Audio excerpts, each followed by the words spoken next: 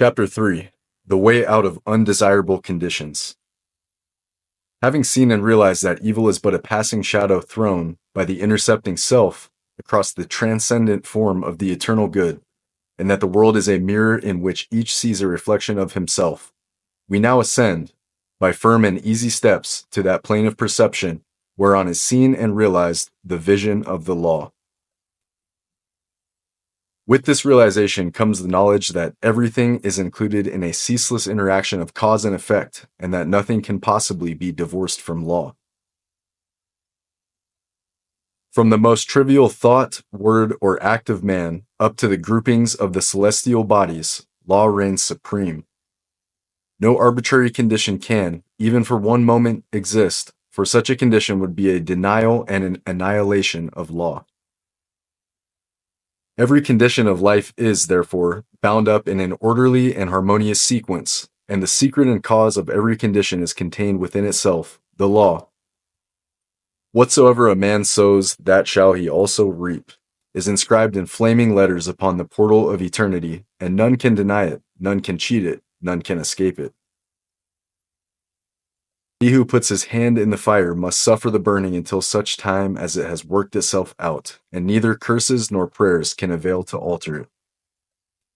And precisely the same law governs the realm of mind. Hatred, anger, jealousy, envy, lust, covetousness, all these are fires which burn, and whoever even so much as touches them must suffer the torments of burning. All these conditions of mind are rightly called evil, for they are the efforts of the soul to subvert in its ignorance the law, and they, therefore, lead to chaos and confusion within, and are sooner or later actualized in the outward circumstances as disease, failure, and misfortune, coupled with grief, pain, and despair. Whereas love, gentleness, goodwill, purity are cooling airs which breathe a peace upon the soul that woes them, and, being in harmony with eternal law, they become actualized in the form of health, peaceful surroundings, and undeviating success and good fortune.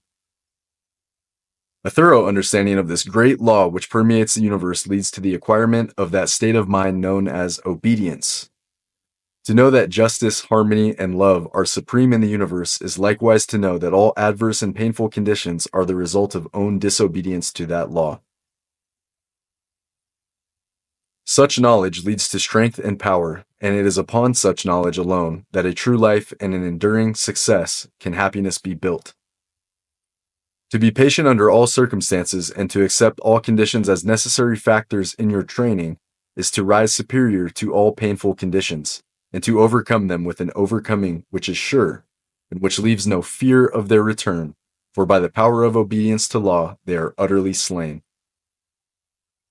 Such an obedient one is working in harmony with the law, has in fact identified himself with the law, and whatsoever he conquers forever. Whatsoever he builds can never be destroyed. The cause of all power, as of all weakness, is within. The secret of all happiness, as of all misery, is likewise within. There is no progress apart from unfoldment within, and no sure foothold of prosperity or peace except by orderly advancement in knowledge. You say you are chained by circumstances. You cry out for better opportunities, for a wider scope, for improved physical conditions, and perhaps you inwardly curse the fate that binds you hand and foot. It is for you that I write. It is for you that I speak. Listen, and let my words burn themselves into your heart, for that which I say unto you is truth. You may bring about that improved condition in your outward life which you desire, if you unswervingly resolve to improve your inner life.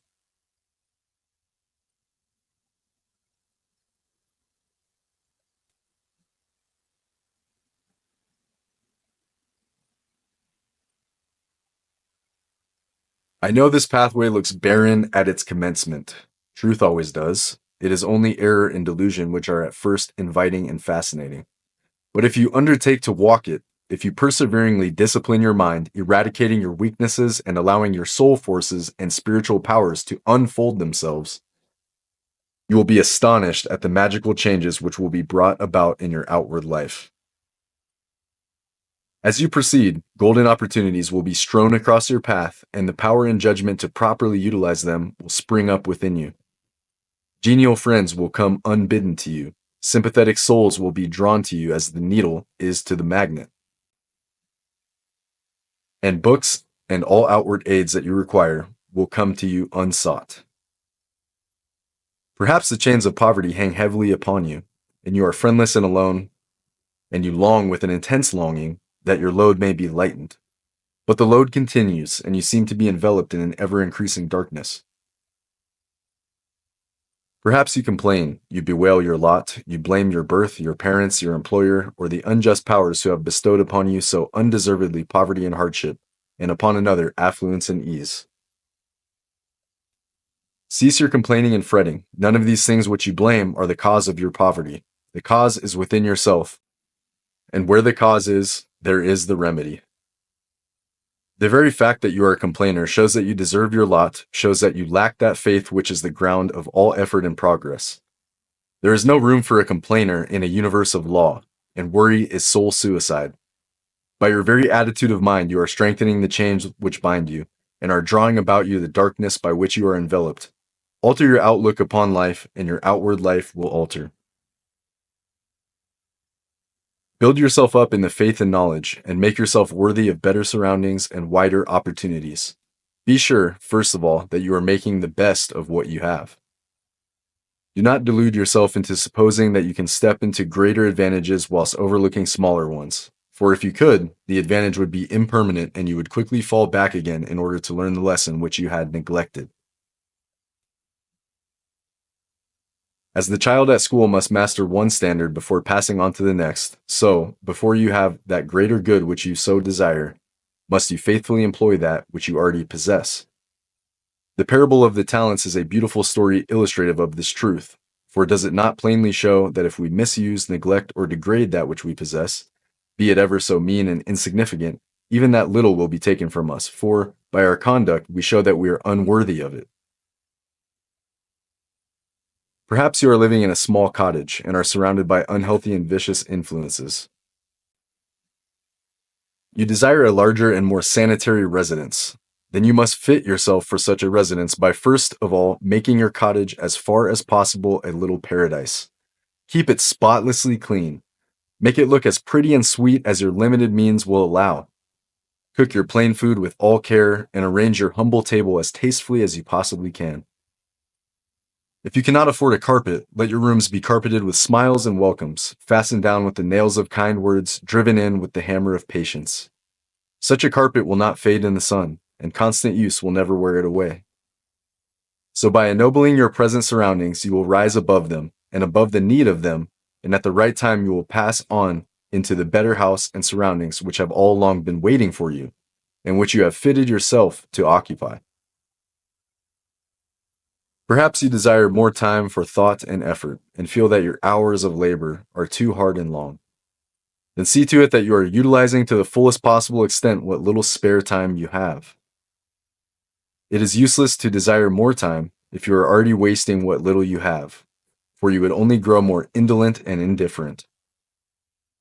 Even poverty and lack of time and leisure are not the evils that you imagine they are. And if they hinder you in your progress, it is because you have clothed them in your own weaknesses, and the evil that you see in them is really in yourself.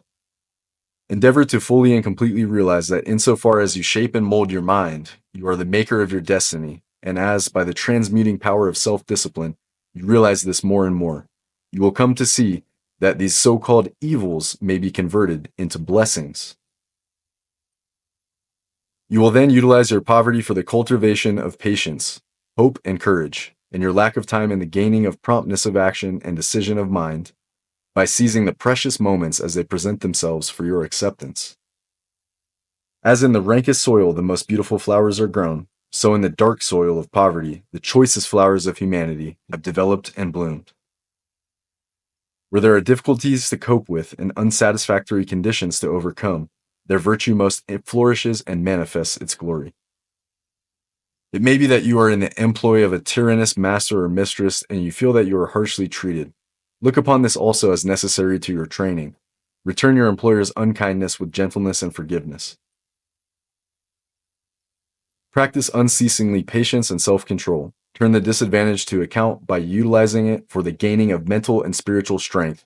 And by your silent example and influence, you will thus be teaching your employer, will be helping him to grow ashamed of his conduct, and will at the same time be lifting yourself up to that height of spiritual attainment by which you will be enabled to step into new and more congenial surroundings at the time when they are presented to you. Do not complain that you are a slave, but lift yourself up by noble conduct above the plane of slavery. Before complaining that you are a slave to another, be sure that you are not a slave to self. Look within, look searchingly, and have no mercy upon yourself. You will find there, perchance, slavish thoughts, slavish desires, and in your daily life and conduct, slavish habits.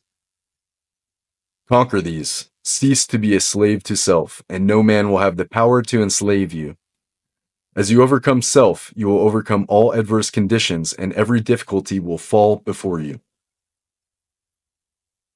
Do not complain that you are oppressed by the rich. Are you sure that if you gained riches, you would not be an oppressor yourself?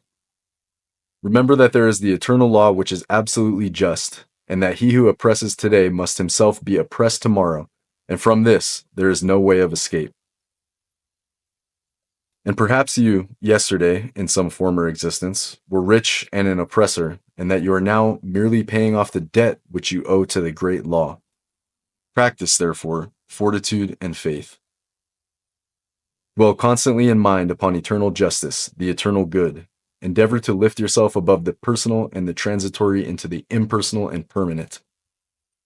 Shake off the delusion that you are being injured or oppressed by another, and try to realize by a profounder comprehension of your inner life and the laws which govern that life, that you are only really injured by what is within you. There is no practice more degrading, debasing, and soul-destroying than that of self-pity. Cast it out from you.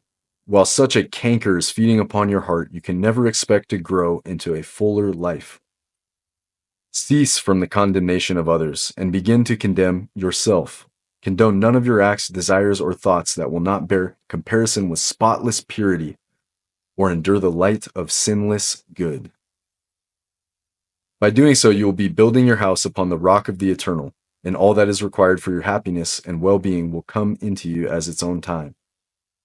There is positively no way of permanently rising above poverty or any undesirable condition except by eradicating those selfish and negative conditions within, of which these are the reflection and by virtue of which they can continue. The way to true riches is to enrich the soul by acquisition of virtue.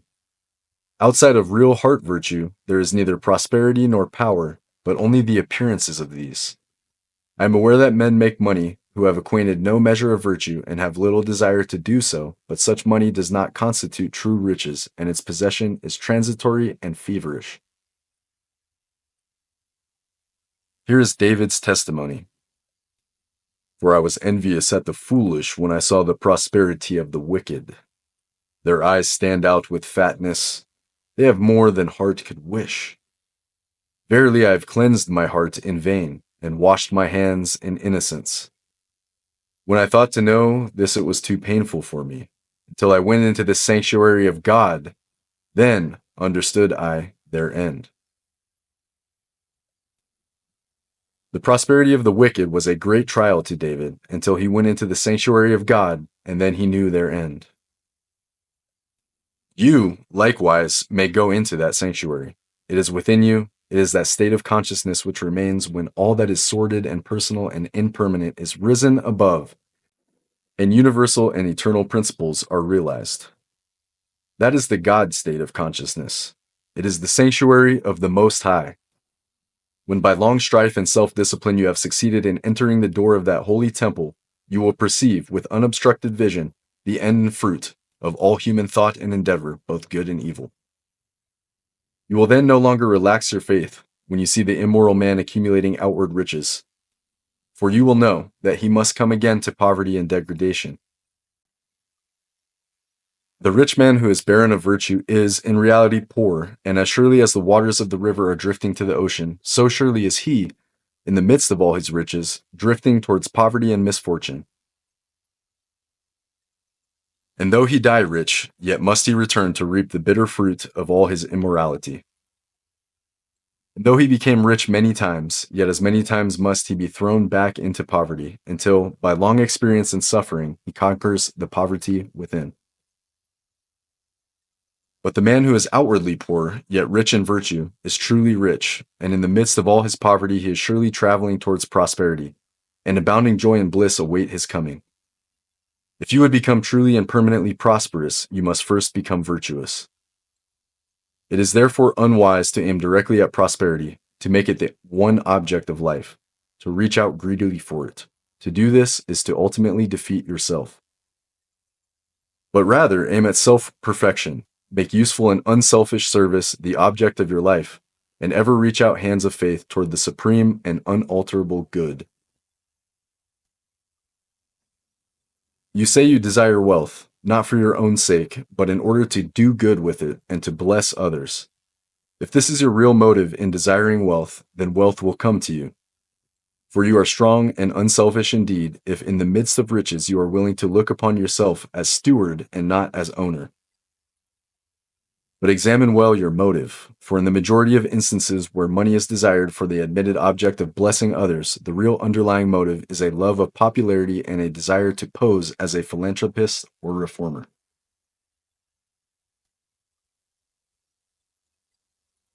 If you are not doing good with what little you have, depend upon it, the more money you get, the more selfish you would become.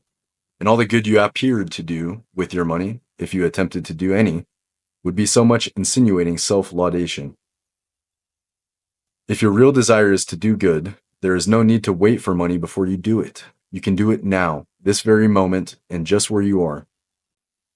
If you are really so unselfish as you believe yourself to be, you will show it by sacrificing yourself for others now. No matter how poor you are, there is room for self-sacrifice. For did not the widow put her all into the treasury?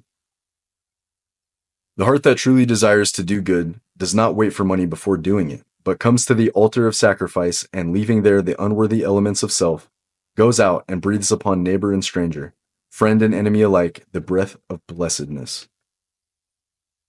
As the effect is related to the cause, so is prosperity and power related to the inward good and poverty and weakness to the inward evil. Money does not constitute true wealth, nor position, nor power, and to rely upon it alone is to stand upon a slippery place. Your true wealth is your stock of virtue, and your true power the uses to which you put it. Rectify your heart, and you will rectify your life. Lust, hatred, anger, vanity, pride, covetousness, self-indulgence, self-seeking, obstinacy, all these are poverty and weakness, whereas love, purity, gentleness, meekness, compassion, generosity, self-forgetfulness, and self-renunciation, all these are wealth and power. As the elements of poverty and weakness are overcome, an irresistible and all-conquering power is evolved from within, and he who succeeds in establishing himself in the highest virtue brings the whole world to its feet. But the rich, as well as the poor, have their undesirable conditions and are frequently further removed from happiness than the poor. And here we see how happiness depends not upon outward aids or possessions, but upon the inward life. Perhaps you are an employer, and you have endless trouble with those whom you employ. And when you do get good and faithful servants, they quickly leave you. As a result, you are beginning to lose, or have completely lost, your faith in human nature. You try to remedy matters by giving better wages and by allowing certain liberties, yet matters remain unaltered. Let me advise you. The secret of all your trouble is not in your servants, it is within yourself.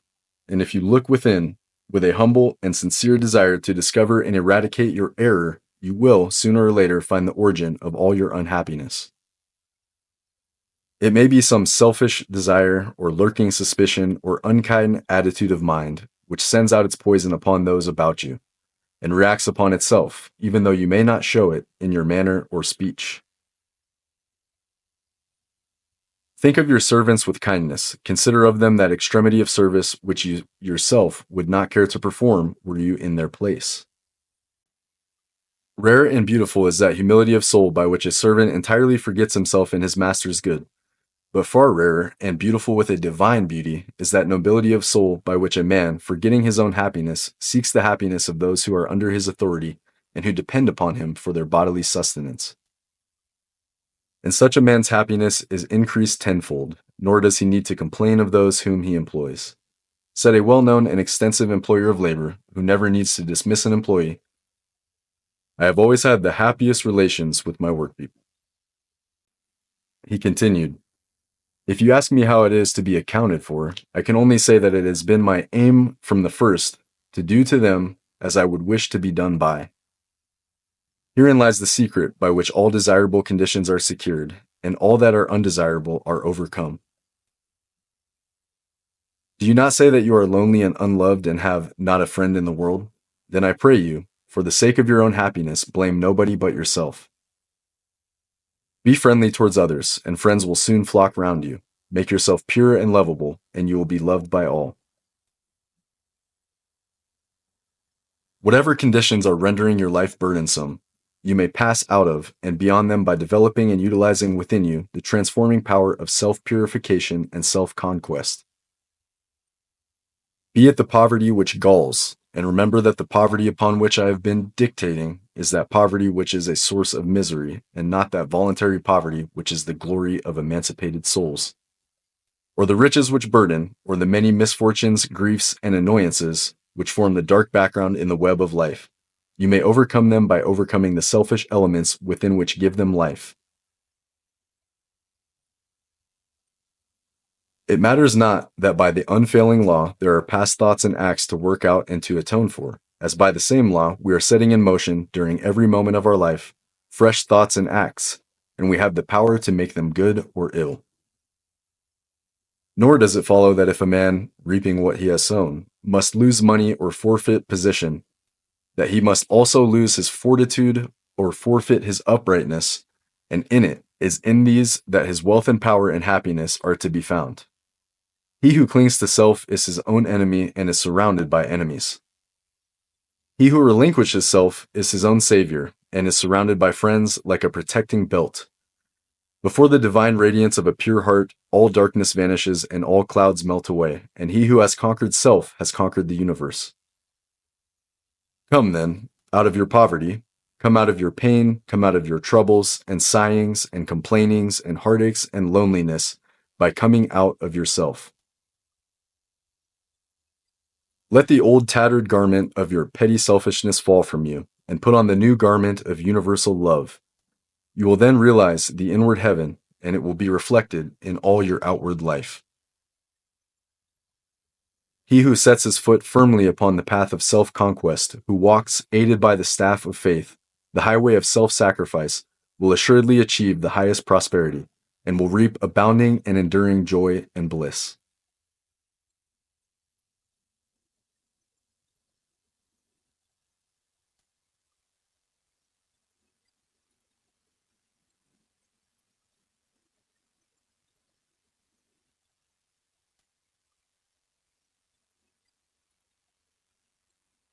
To them that seek the highest good, all things subserve the wisest ends. Naught comes as ill, and wisdom lends wings to all shapes of evil brood.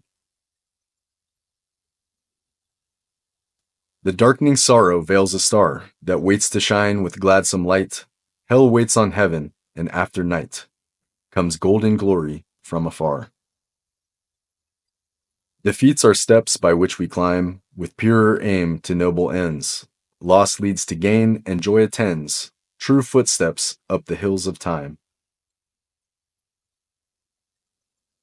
Pain leads to paths of holy bliss, to thoughts and words and deeds divine, and clouds that gloom and rays that shine, along life's upward highway kiss. Misfortune does but cloud the way, whose end and summit in the sky of bright success, sun-kissed and high, awaits our seeking and our stay. The heavy pall of doubts and fears that clouds the valley of our hopes, the shades with which the spirit copes, the bitter harvesting of tears. The heartaches, miseries, and griefs, the bruisings born of broken ties, all these are steps by which we rise to living ways of sound beliefs. Love, Pitying, watchful, runs to meet the pilgrim from the land of fate. All glory and all good await the coming of obedient feet.